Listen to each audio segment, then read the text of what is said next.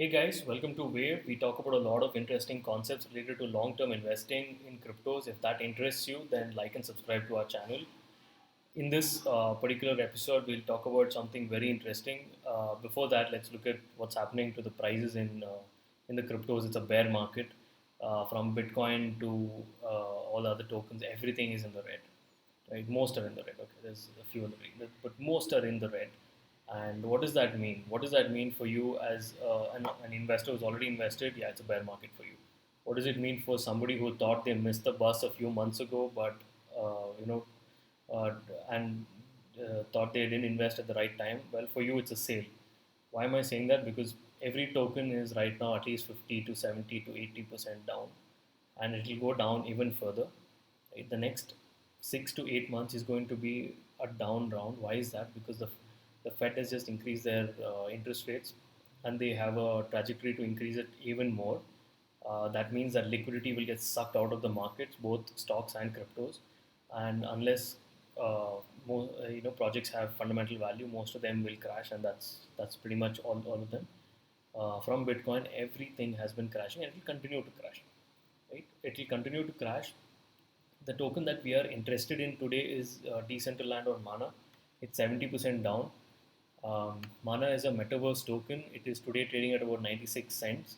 Its all-time high was about $5.85 more than 6 months ago. It's 83 or 84% down from there. So if you buy it today, consider it as an 84% discount. Its all-time low was more than 4 years ago, which means nothing very bad has happened, and to crash the token price, so that's a good indicator. Um, and if we look at people who are already holding Decentraland, about 24% of them are still making money. They're still in profit, so they probably bought it at a price less than 95 cents. 70% of them, 69 or 70% of them, are in loss.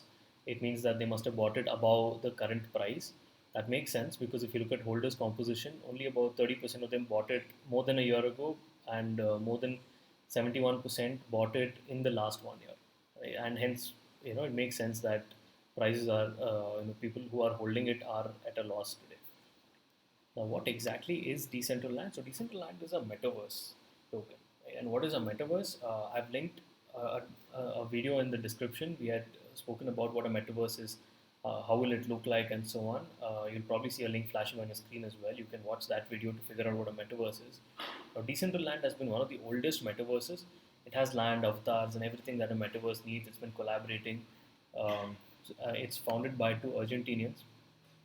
Now, I pretty much look at six important parameters to figure out if a token is good or bad, right? From tokenomics, team, utility, roadmap, activity, and stakeholders. And going by team not so great. Right? It's an okay team, but it's not really a deal breaker, so I'm okay with that. If we look at the white paper next, in the white paper, it took me. The white paper was only 15 pages long, and the first 4 pages were, you know, introduction and table of contents, and it's really after that where they have started talking about it, which means that 5 out of the 15 pages are of no use.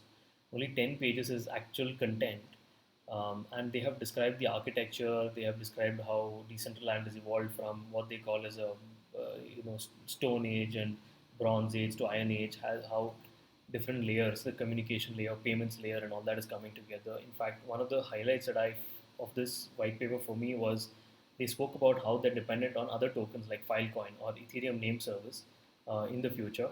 This makes sense. As more and more tokens are coming out, there will be interactions, there will be tokens using each other's services. So if Decentraland succeeds, then that also means that Ethereum name service and Filecoin will have great use cases. Right? So that is good to see that the crypto ecosystem is maturing. Now, if you look at tokenomics, Decentraland has a fixed cap of $2.8 billion tokens. Um, right, so that's good. That's good that it is fixed. Out of that, already 600 odd million is burnt. Today, there's only about 2.1 or 2 point, close to 2.2 billion tokens. In that, about 62% is circulating supply, and these tokens are continuously burnt. Right? Why burnt in the sense? What is happening is when you create land or when you make a purchase, like when you buy an avatar or when you buy land, any transaction, when NFT is purchased and so on, any in-game transaction, there is a fee on it, and that token, that 2.5% token, gets burnt and it's removed from this total supply. So what does that mean for you as an investor? If you're holding Mana and the activity on this Decentraland continues to increase, more and more people get into it, more developers, more users, more advertisers, more concerts and whatnot, then you will be, as more usage happens, the quantity of Mana will reduce, and if you're a holder of Mana, your value will continue to increase, right? That's how you benefit as an investor. And if you just do a quick Google search, you'll find that people are buying plots on Decentraland left, right, and center. Right? So this was just a week ago. Somebody bought land for 11,000 mana, that means close to $10,000, $12,000. Right? There are a lot of companies that are trying to set up some sort of an experience center within these metaverses.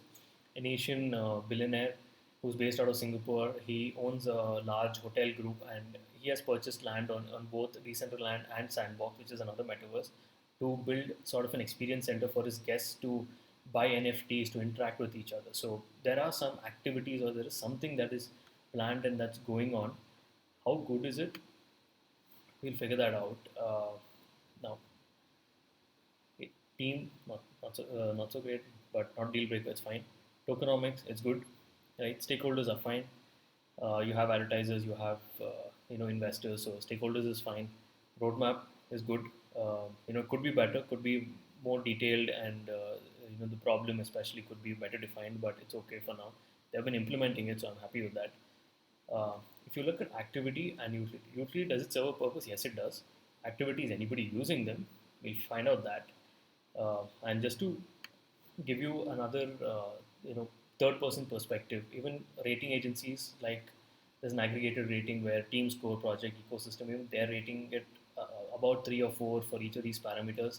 Look at Blockonomy rating; they've given an overall of 72, and from product progress, team for token fundamentals, GitHub activity, etc., they are giving it about 3 to 5 depending on the parameter. Nothing very adverse.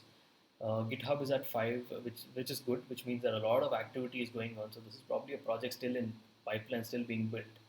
But I was watching this movie on the 2008 crash, and in that one of the probably hedge fund manager who shorted and he made money during the crash. The interesting thing that he did was he went back to the root of the mortgages, right, to ask and figure out who are these people who are actually taking the mortgages, and is it being given out in the right way? And he found that it wasn't, right? And that's something that I also like to apply everywhere.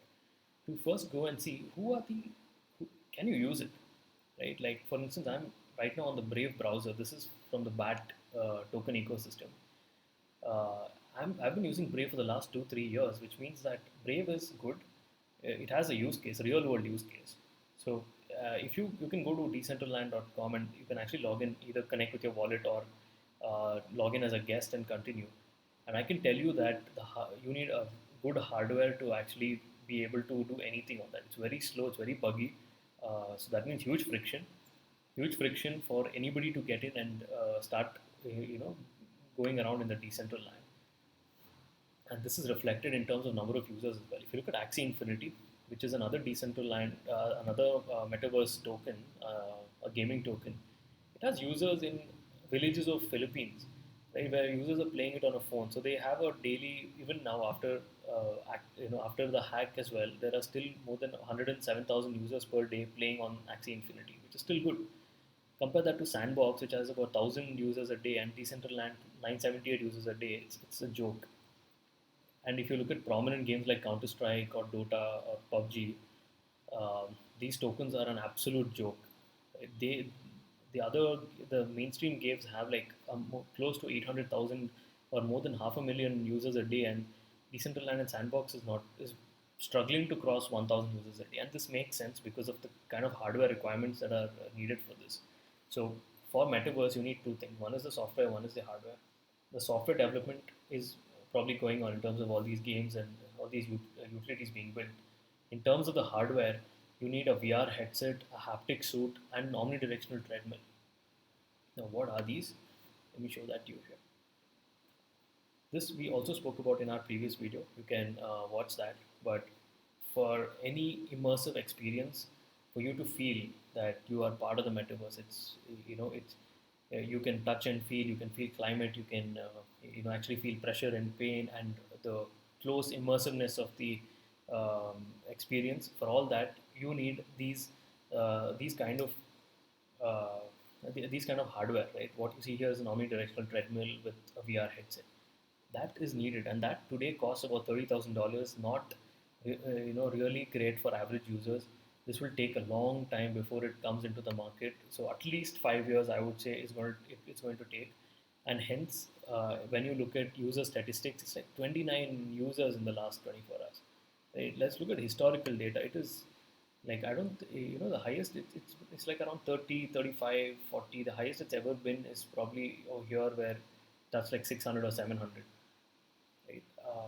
If you look at this, that means while they have great tokenomics, great team, great roadmap, great utility, great stakeholders, they don't have activity. And unless there is activity, nobody is going to buy nobody's going to buy these tokens in the future. It is of no use if people don't come. It's a two-sided marketplace, and this is where I feel is the greatest risk. But because it's early days, maybe this will improve over time. But Axie Infinity is already doing a better job. So why isn't Decentraland doing? That is the concern that I have. So if I were to invest, I'll probably put a slightly smaller fraction of my wealth in this compared to other metaverse tokens because of the pure fact that it is not user friendly. This is an educational video for you to understand how to do research and figure out if something is good or bad. Hope that you do your own research before investing, but my personal opinion is that I might put a very small fraction of it probably in the next few months when I expect the price to fall even further.